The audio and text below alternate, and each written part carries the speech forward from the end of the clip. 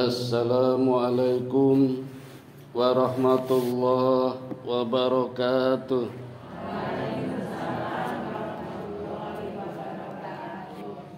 Innal hamdalillah nahmaduhu wa nasta'inuhu wa nastaghfiruhu wa na'udzu billahi min syururi anfusina wa min sayyiati a'malina.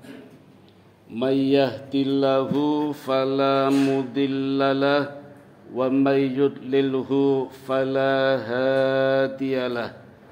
Asyhadu an la ilaha illallah wahdahu la syarikalah wa asyhadu anna Muhammadan abduhu wa rasuluhu la nabiyya ba'dah.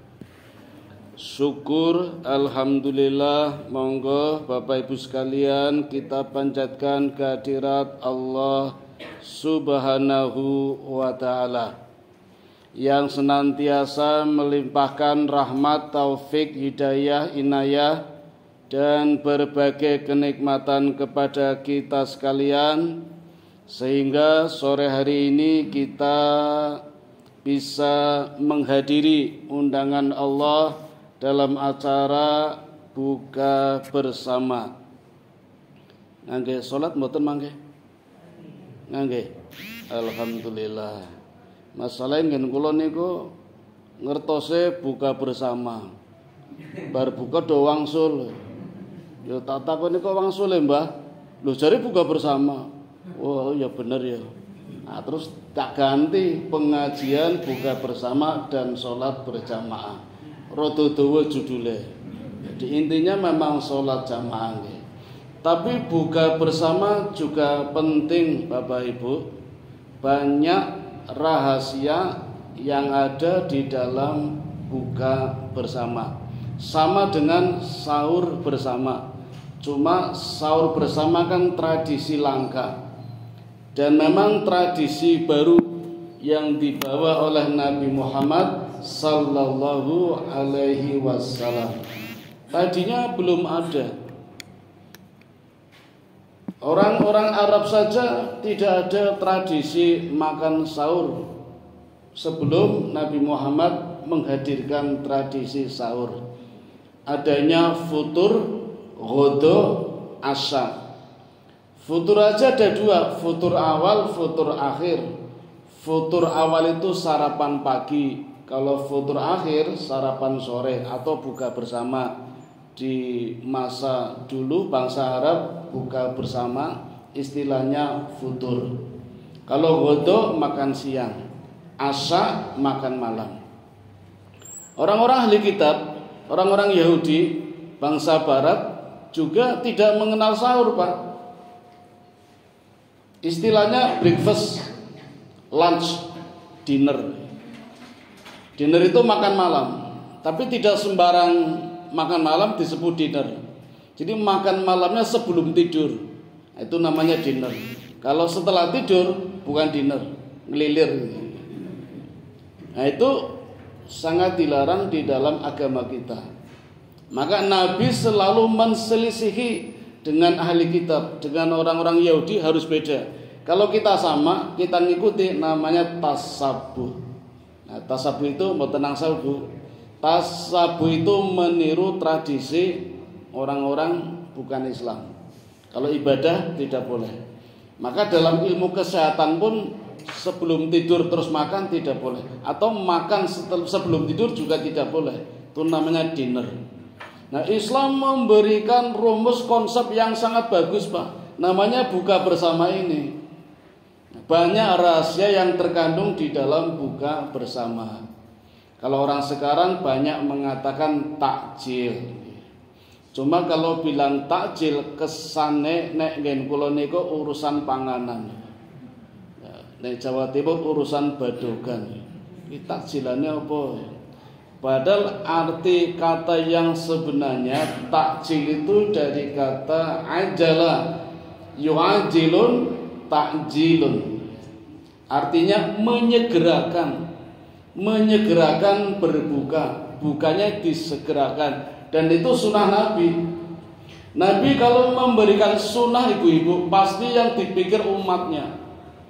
Sama dengan ketika menerima perintah sholat sebanyak 50 kali waktu Isra wal Mi'raj, kemudian turun di langit 6 ketemu dengan Nabi Musa, terjadi bincang-bincang, kemudian Nabi atas usulan Nabi Musa tawar-menawar dengan Allah, naik turun sampai 9 kali, akhirnya diputuskan mendapatkan kewajiban menunaikan sholat dalam satu hari 5 waktu yang kualitasnya sama dengan 50 waktu.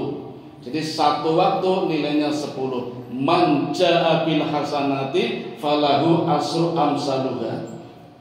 Jadi ayat tentang berbuat baik turunnya juga sama ketika Isra Mi'raj. Ketika Isra Mi'raj Allah memerintahkan sholat sama berbuat baik. Ketika berbuat satu kebaikan nilainya 10.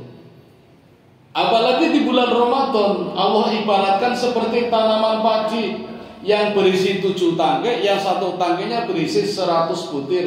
Jadi satu kebaikan dilipatkan 7 kali, lipatkan 100 kali, sama dengan 700 kali di bulan Ramadan. Tapi kalau berbuat jahat, Allah belum mencatat, apalagi baru rencana. Nah setelah berbuat jahat, 1 baru dinilai 1, tidak 10. Itulah kasih sayangnya Allah. Termasuk buka bersama ini, orang banyak menyebut dengan nama takjil. Ya tidak apa-apa nggih. Tapi kesannya memang panganan. Tapi nggak apa-apa. Memang panganan itu juga diusahakan ketika berbuka yang sempurna, menyempurnakan hatinya. Kalau dulu kan gambarannya nggih, zaman dulu di Indonesia itu mulai tahun 1891 sampai 1892 di Aceh. Kalian boten Bapak Ibu? Anggi dereng lain nggih. Kula nggih maca sejarah. Seorang misionaris Belanda Snok Borgronje yang gagal memporak-porandakan Aceh. Hafal Quran, non muslimin hafal Quran. Akan mengkristenkan seluruh orang Aceh tapi gagal. Sempat mendapatkan pelajaran dari Aceh. Jadi takjil di Indonesia dimulai di Aceh tahun 1891 dengan menu bubur pedas. Makanya kan Aceh terkenalnya serba pedas, mie pedas. Dan niku lho, bungong jumbo. Nate dereng Bu? Dereng. Podo. Aku lho mung tulisannya. Ini nanti apa nih bukan ini? Pedas mboten nih. Nah, pedas niku nggih gampang-gampang angel nggih ora mesti. Nek sing nom-nom kuat, nek sing kados kula nek ora diare desentri. Asam lambung, nah hati-hati nek pedas. Masih muda koleksi nopo-nopo durian. Undangan resepsi, wah seneng nek tasih muda nopo-nopo dicoba. Tandur, bakso, mie ayam, soto, gulai kabeh. Nek tasih enak. Nek kados kula panjenengan pun boten koleksi, seleksi. Aku lo ngejasi mbah kula ditawani yo. Mbah, sego mbah, sithik wae. Soto mbah, duduke wae. Sate mbah, sunduke wae. Lho kok sunduke mbah? Ayo nyuntuk kowe. Tunake kali mbah. Niku nek pun sepuh seleksi. Nah, moga mangke Bapak Ibu kalau nanti buka bersamanya keluar menunya apa pun boten usah rebutan nggih. Insyaallah dapat semua. Amin. Orang nggih boten napa-napa boten usah nesu. Kan terbiasa ora komanan. Setiap Jumat kan ada fenomena baru nggih Pak nggih. Nasi kotak niku lho, Jumat berkah. Ya, alhamdulillah tambah makmur walaupun beras mahal. Tapi kadang fenomena yang kurang menarik rebutannya niku lho. Kula weruh dhewe di beberapa masjid masih ada yang berebut nasi kotak. Dumeh bungkusannya beda-beda, ana sing bungkusan koran, ana sing bungkusan putih, ana sing kotak dijupuk kabeh to. Aku pensone ora komanan. Karepku ki ya coklat siji wae wis. Aku bungkusane beda jupuk kabeh urung karo jajane. Niku tes sing mending, Bu. wonten masjid teng Yogyakarta, nggak saya sebut namanya nggih. Niko saderenge Jumatan pun habis niku. Dadi dicekel sih. Simpen nang loker, simpen nang sepatu, cantake nang motor. Wah, koyo ngono ta sepuluh. Aku lho mboten koman. Mboten napa-napa ngene. Intermezzo mawon. Nah, kembali ke masalah takjilan yang dibawa oleh Rasulullah sebagai tradisi baru karena dulu belum ada. Bahkan Rasulullah Pak sering menyambung puasanya. Menyambung itu artinya saatnya berbuka Nabi tidak berbuka, bahkan tidak sahur, menyambung puasanya. Sahabat ikut-ikutan. Rasulullah menegur, gak usah ikuti saya. Kata sahabat, baginda malah melakukan, saya juga mirip. Kamu gak bakalan kuat, kata Nabi. Saya kuat karena Allah menyediakan makanan untukku. Makanannya bentuknya energi. Jadi walaupun gak makan Nabi kuat, tapi umatku gak akan kuat. Akhirnya Nabi memberikan toleransi, boleh menyambung tapi batasnya sahur. Jadi boleh tidak berbuka, tapi sahur harus sahur. Tapi kalau berbuka, sahur hukumnya sunnah. Nah sekarang sunnah semua. Takjilkan artinya menyegerakan berbuka itu sunnah. Dalam hadis yang diriwayatkan oleh At-Tirmidzi dan Ahmad dikatakan orang masih tergolong baik bila bisa menyegerakan berbuka. Ini ada hadisnya. Maka disarankan dan disunahkan pula berbagi ketika takjil, ketika berbuka. Berbaginya ya di masjid bisa, di pinggir jalan bisa, datang ke rumah-rumah bisa. Tapi kalau ingin merangkum segala amalan, sebaiknya di masjid. Dengan di masjid mendapatkan semua. Nah pinggir jalan ada antri melayu pelensing rampung, nggak ada maknanya. Yang paling bermakna ya ketika di masjid bisa berbagi, dan itu disunahkan, pahalanya banyak. Hadisnya diriwayatkan oleh Bukhari Muslim. Barang siapa memberikan orang yang berbuka, maka pahalanya sama dengan orang yang berpuasa tanpa mengurangi pahala orang yang berpuasa. Jadi misalnya sore hari ini sing ngunduh sinten, nanti yang ngunduh dapat pahala karena berbagi, dapat pahala juga, puasanya dapatnya dua. Yang dikasih, yang diberi takjil juga mendapatkan pahala. Itu dari berbagi lewat takjil atau berbuka bersama. Rahasia yang lain Bapak Ibu, di Spanyol, atau temen Pak? Oh dereng perhatian ya. Sami. Ada penelitian dilakukan terhadap 259 pemuda. Ini masih pemuda nih. Dari 259 pemuda yang 82 stres Bu, sakit jiwa, sakit mental. Setelah diteliti ternyata jarang makan berjamaah. Jadi ternyata pentingnya makan berjamaah itu dapat mengurangi stres. Minimal dalam sepekan 5 kali. Sehari kan makan 3 kali. Berarti 2 hari paling tidak makan berjamaah untuk menyembuhkan penyakit jiwa. Nah kalau buka bersama kan sehari sekali, nggak mungkin 3 kali. 3 kali nggak mungkin ya, sekali sehari, berarti selama Ramadan hanya maksimal 30 kali. Kalau mau dilestarikan setelah pasca Ramadan Senin Kemis, ada beberapa masjid tertentu yang mengadakan buka bersama setiap Senin Kemis. Jadi biar tidak gerusan, drop nunggu Ramadan lagi tahun depan, Senin Kemis dibiasakan ada buka bersama. Itu juga bisa mengatasi penyakit stres.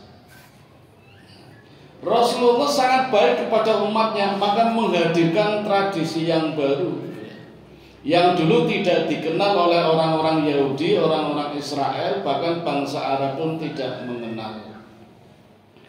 Rahasia yang lain apa Bapak Ibu? Kita hadir di sini kan kumpul ya.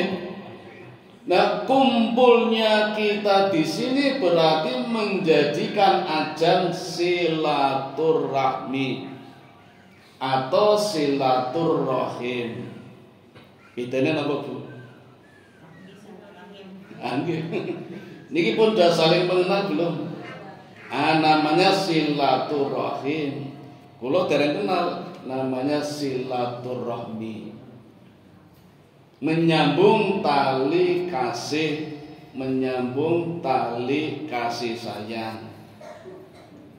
Itu horizontal, sesama makhluk, sesama manusia, dan harus ketemu. Kalau pas COVID kemarin nggak ketemu, daring, Zoom, itu namanya bukan silaturahmi, tapi seloturahmi. Jenera selo, ini diselak-selak ke absen, presensi, seminar, webinar, nah, jenenge silaturahmi. Jadi silaturahmi harus bertemu. Makanya ada orang berpendapat besok pendidikan sekolah tidak perlu ke sekolah, anak-anak dari rumah aja bisa. Kalau mboten setuju. Ane pelajarannya gampang, tinggal browsing teng Google kadang ya. Tapi aspek pendidikannya tidak mengena, karena murid tidak lihat guru bagaimana berjalan, bagaimana berucap. Itu kan faktor pendidikannya hilang. Jadi harus ketemu. Itu akan dihilangkan. Dihilangkan sekolah bubar kabeh nanti. Ora ono gedung-gedung sekolah. Jadi harus ketemu horizontal. Kalau vertikal namanya sholat. Silat itu horizontal, sesama makhluk. Tapi kalau vertikal dengan Allah namanya sholat. Sholaturrahmi, lewat sholat. Dan hari ini kita menjadikan buka bersama sebagai ajang silaturrahim. Dan silaturahim itu sendiri Pak, itu banyak keutamaannya. Di antaranya dipanjangkan umurnya, dilapangkan rizkinya, ditambah kebaikannya. Ajang milih pundi, mboten sampai dapat semua. Satu kebaikan Allah lipatkan 10 kalinya. Tadi sudah saya sampaikan. Yang kedua, dipanjangkan umurnya. Usia boleh pendek, tapi umur harus panjang Pak. Ketika Nabi Adam ditanya berapa usianya, Nabi Adam tidak menjawab 1000 tahun, tidak menjawab 960 tahun, tapi menjawab umurku 600 tahun. Nabi Nuh ketika ditanya usianya berapa, tidak menjawab 1400 tahun, tapi menjawab umurku 900 tahun. Umur harus panjang, usia boleh pendek. Usia itu bilangan Bu, 60 tahun, 50, 70 itu usia. Tapi kalau umur al-amru, perkara, kebaikan. Kebaikan itulah yang dinilai oleh Allah. Maka umur yang barokah adalah umur yang bermanfaat. Walaupun orangnya sudah tiada, masih dikenang masa. Contohnya Nabi Muhammad dan nabi-nabi yang lain. Usianya hanya 63, tapi umurnya sampai sekarang masih hidup. Kebaikannya masih dikenang masa, ajarannya masih diamalkan oleh panjenengan sedaya. Ini kan berkat Nabi Muhammad. Itulah umur Nabi Muhammad sallallahu alaihi wasallam. Pahlawan, para pejuang negara kita Pak, itu juga banyak yang berumur panjang walaupun usianya pendek. Pangeran Diponegoro ketika menjadi panglima perang usianya 25 tahun. Mudah sekali. Tapi sudah menjadi panglima perang. Ini kan pun dados panglima perang. Barang nggih. Panglima keluarga. Pejuang keluarga. Pengawalnya Kiai Mojo 23 tahun. Sentot Prawira Dirjo 21 tahun. Tapi bertiga mampu membangun benteng lapis 3. Fredebuk niku lapis 1, Pak. Bentengnya Pangeran Diponegoro 3 kalinya. Dan nama Pangeran Diponegoro dipakai di kota mana-mana. Coba kota mana yang tidak ada nama jalan pakai Pangeran Diponegoro? Enggak ada, pasti ada. Teng Jogja teng pundi, Pak? Tugu Mulon nggih. Teng Batu teng pundi? Setiap kota mesti ada. Orangnya sudah tiada, tapi namanya dipakai untuk nama jalan. Itulah umur yang barokah. Usianya sudah selesai, umurnya belum selesai. Kebaikannya masih dikenang masa. Ini jalan apa, Pak? Dereng wonten mana nggih? Monggo berlomba-lomba nanti dipakai jalan apa? Yang paling barokah, jalan fasa misalnya. Kalau nanti barokah bisa jalan fasa dikenal orang. Orang kalau umurnya barokah, Pak, fotonya saja masih mahal itu. Di museum di Parko Malioboro masih dijual fotonya Pangeran Diponegoro, ditawar harga berapa juta. Yang berani enggak beli. Fotonya jenengan pajeng mboten, Pak? Kalau saya tanya ibu-ibu tentang dompetnya nyimpen fotonya bapak mboten, Bu? Jujur nggih. Bapak nyimpen fotonya ibu mboten? Tenane. Kula nate nggih mboten sengaja. Dompete kanca kula tiba isine metu kabeh jebul ana fotone Nikita Mirzani.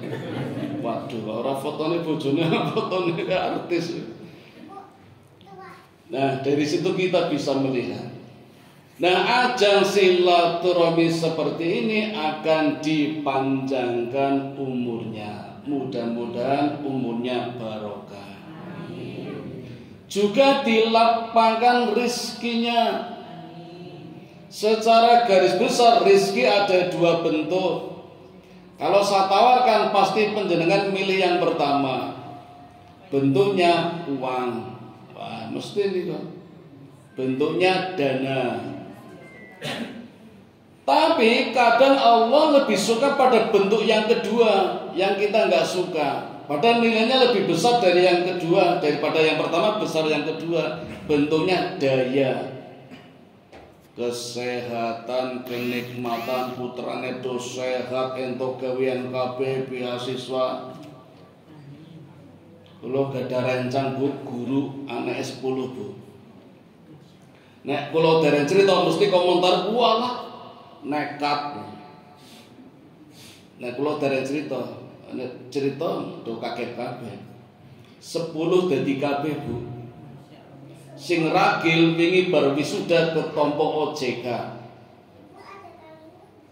Bapakne tukoke Supraid, seneng mboten? Seneng. Ben sasi, Pak. Sing barep nang Aceh ngirimi 2 juta, sing nomor 2 teng Kalimantan ngirimi 1 juta, sing nomor 3 teng Madura ngirimi 200.000, kabeh ngirimi.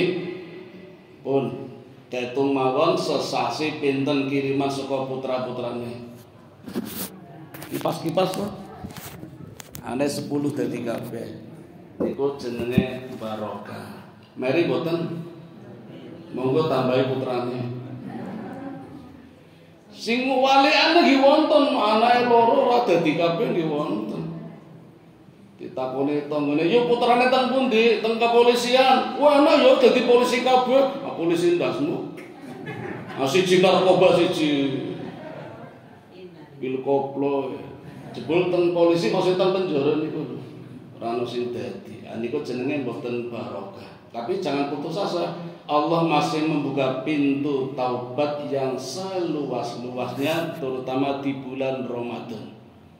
Nah, itu pentingnya silaturahmi. Sekarang ditambah Bapak Ibu, agar silaturahmi lebih bermakna, ada ilmu yang disampaikan. Maka benar dulu tradisi takjilan hanya makan bersama, kadang berebut. Dulu kan wali ngaten nggih mengajarkan seperti itu. Ada pelajarannya, ada ilmunya. maka bermakna tidak cuma sekedar takjil, tapi ada pengajian buka bersama, ada majelis ilmu, dan ini lebih utama. Karena memang orang berilmu lebih utama daripada orang beribadah. Pahalanya banyak orang berilmu daripada orang yang beribadah. Orang yang beribadah tanpa ilmu ya sia-sia, Pak. Maka biar berkualitas keimanannya, keislamannya harus berilmu, maka ibadahnya akan benar kalau ilmunya juga benar. Dan Allah memberikan penghargaan yang sebesar-besarnya kepada orang yang beriman dan berilmu. Maka barang siapa menuntut ilmu, baik laki-laki atau perempuan, Allah memberikan banyak keutamaan. Banyak ayat, banyak hadis yang memotivasi kita untuk menuntut ilmu. Karena gue ya, jambitan makin, gue siswi itu. Misalnya, barang siapa keluar rumah, baik laki-laki ataupun perempuan, untuk mencari ilmu, maka itu lebih baik daripada sholat 1000 rakaat, menjenguk 1000 orang sakit, ziarah kepada 1000 jenazah. Itu keutamaan menuntut ilmu. Panjenengan sudah keluar rumah, baik bapak-bapak maupun ibu-ibu, menuntut ilmu lebih utama daripada sholat 1000 rakaat. Nek detung-detung panjenengan nate sholat 1000 rakaat mboten Pak Bu? Dereng nggih. Abot nggih, atraweh 11 rakaat ya abot to. Imame dirasane suwi banget ora rampung-rampung. Cepet dirasane cepet banget. Pahalanya banyak kalau bisa sholat 1000 rakaat. Menjenguk 1000 orang sakit. Angel mboten? Pak RT wonten iki. Pak RW. Nate ngitung Pak. Ditulis sing sakit sapa sak kampung wonten 1000 mboten. Aduh, angel nggih. Napa paling nyumbang nggih? Nyumbang. Nyumbang pinten Bu? Pun mboten saged. Tapi besar pahala menjenguk orang sakit, baik sakit di rumah maupun mondok. Tapi kalah dengan menuntut ilmu. Ziarah kepada 1000 jenazah. Nate, kudunya nate pas kembali pun gak tahu tadi. Tapi udah mikir dewe-dewe. Covid kok udah kabeh. Gempa Bantul 6000. Jenis ini mboten layat toh. Aceh 60.000. Tapi jarang. Artinya kesempatan ziarah kepada 1000 jenazah sulit. Kalau bisa pahalanya besar, tapi kalah dengan menuntut ilmu. Disinilah pentingnya buka bersama dan mengaji. Tidak cuma takjilan. Ada ilmu yang disampaikan, berbagi ilmu. Sayyidina Ali juga mengatakan, tafakkaru fi sa'atin khairum min ibadatis sanah. Berpikir 1 jam lebih utama daripada ibadah 1 tahun. Ibadah Bu, segala amal kebaikan kita yang diawali dengan Bismillahirrahmanirrahim niku disebut ibadah. Baik ibadah besar maupun ibadah kecil. Sholat, haji, zakat, puasa, ibadah besar. Ibadah kecil, menyingkirkan beling, paku, duri dari tengah jalan ke pinggiran, ibadah. Menunjukkan alamat ibadah. Yun sewu Pak, Masjid Timuran pundi nggih? Niku ngetan terus mentok. Alhamdulillah sampai. Niku ibadah. Nek Masjid Timuran niku lho jog teng ulo nak jenenge Blak Sugih. Itu yang kecil-kecil. Senyum ibadah. Tabassumuka fi wajhi akhika laka sedekah. Senyum kepada temanmu sedekah. Sedekah ibadah. Itu dikumpulkan Bapak Ibu selama setahun numpuk, masih kalah keutamaannya dengan tafakkaru fi sa'atin, berpikir 1 jam. Kalau tak hitung-hitung kira-kira setengah jam, lumayan, berarti setengah tahun ya. Itu lebih utama. Dan yang lain Bapak Ibu, keutamaan yang lain selain silaturahmi menuntut ilmu yang ada di dalam atau dikandung di dalam ibadah di bulan Ramadan adalah kesabaran. Puasa itu hakikatnya menahan identik dengan sabar. Ini yang sulit Pak. Kalau puasa hanya menahan makan dan minum, gampang. Banyak umat dan para nabi yang sukses berhasil menunaikan puasa tapi menahan makan dan minum. Tapi yang ketiga ini yang sulit, menahan nafsu. Nah, itu yang sulit. Baik nafsu lawamah, nafsu amarah, nafsu jabatan, nafsu kekuasaan, nafsu birat, itu yang sulit. Dan disinilah banyak umat-umat yang gagal. Makanya kita diminta mencontoh umat-umat terdahulu. Kan kalimatnya ya ayyuhalladzina amanu kutiba alaikumusiyam kama kutiba alal ladzina min qablikum la'allakum tattaqun. Wahai orang-orang yang beriman, diwajibkan atasmu berpuasa sebagaimana diwajibkan atas umat-umat sebelum kamu agar menjadi orang yang bertakwa.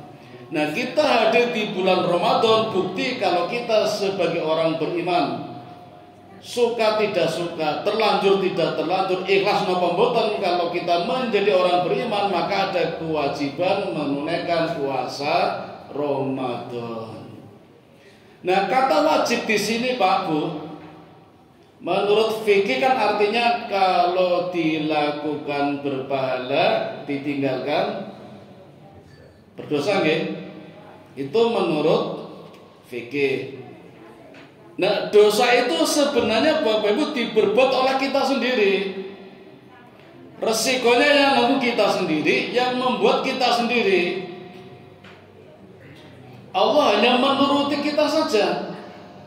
Maka kalau kita berbaik sangka, Allah pun baik. Contoh nggih, ini menurut pakar psikologi. Nah, ini dosennya Fasa, ini psikologi. Namanya Goleman. Pernah mengadakan eksperimen terhadap anak-anak kecil usia 4 tahun. Sejumlah 100 dimasukkan ke dalam ruangan. Di mejanya diletakkan makanan-makanan. Ini Goleman hanya berpesan, jangan ambil makanan ini. Nanti setelah berbuka boleh ambil 2. Jadi barang siapa yang kuat menahan tidak mengambil makanan ini sampai berbuka, nanti pas berbuka akan aku tambah, kata Goleman. Nah, ternyata banyak reaksi tuh Bapak Ibu. Ada yang gak kuat ngambil, ada yang kuat. Itu usia 4 tahun. 10 tahun kemudian, berarti usia pinten Bu? 14 tahun baru tampak dampaknya. Ada yang positif, ada yang negatif. Dampak terhadap IQ-nya dan EQ-nya. IQ intelijensia worsen, EQ emosional worsen. Ternyata puasa memberikan pengaruh yang positif dalam jangka panjang. Ya, jangka pendek juga. Artinya pengaruh puasa Bu tidak hanya dirasakan saat ini saja, tapi sampai 10 tahun sampai 30 tahun. Anak-anak uji coba tadi 4 tahun, setelah usia 34 tahun yang berpuasa dulu, yang mampu menahan tidak mengambil makanan sampai berbuka, ternyata di usia 34 tahun dewasa itu sukses semua. Mudah mendapatkan pekerjaan, jadi orang semua. Sementara dulu ya waktu usia 4 tahun gagal, tidak bisa menahan, ngambil makanan, itu pengangguran semua. Dia tidak pinter-pinter amat, IQ-nya rendah juga.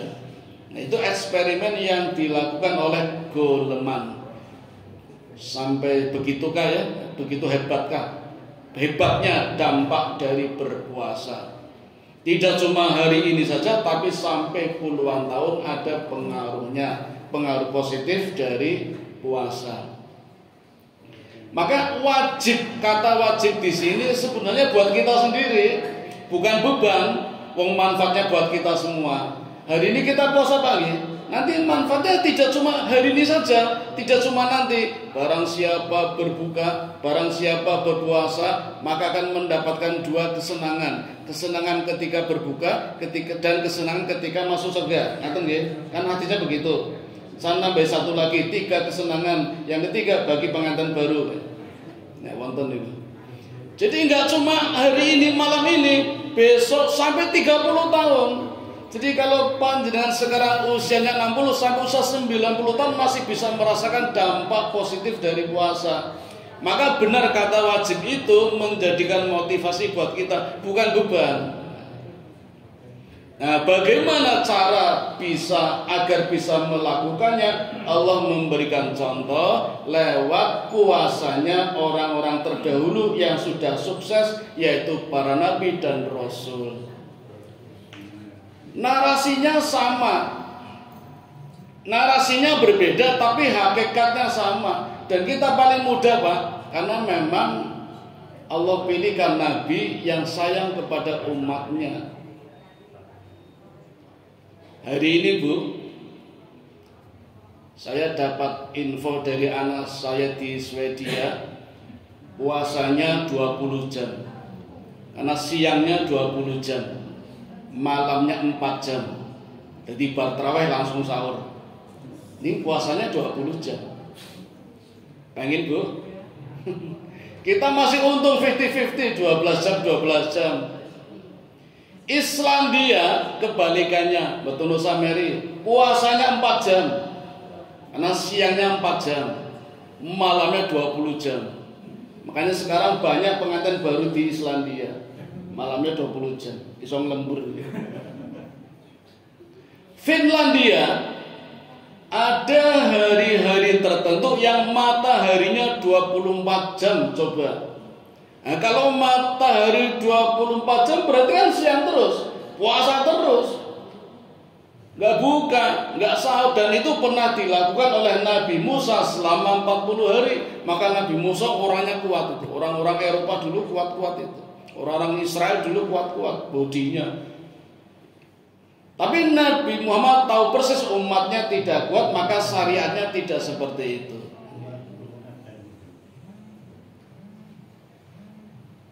Nah, HP sudah berbuka, tapi nunggu dulu ya.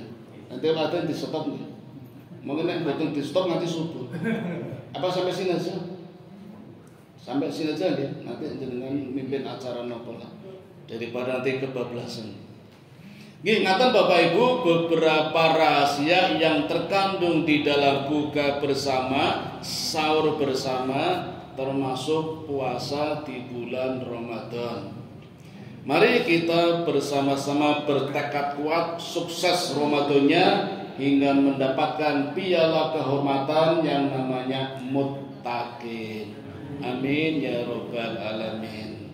Kami kembalikan kepada pembawa acara. Assalamualaikum warahmatullahi wabarakatuh.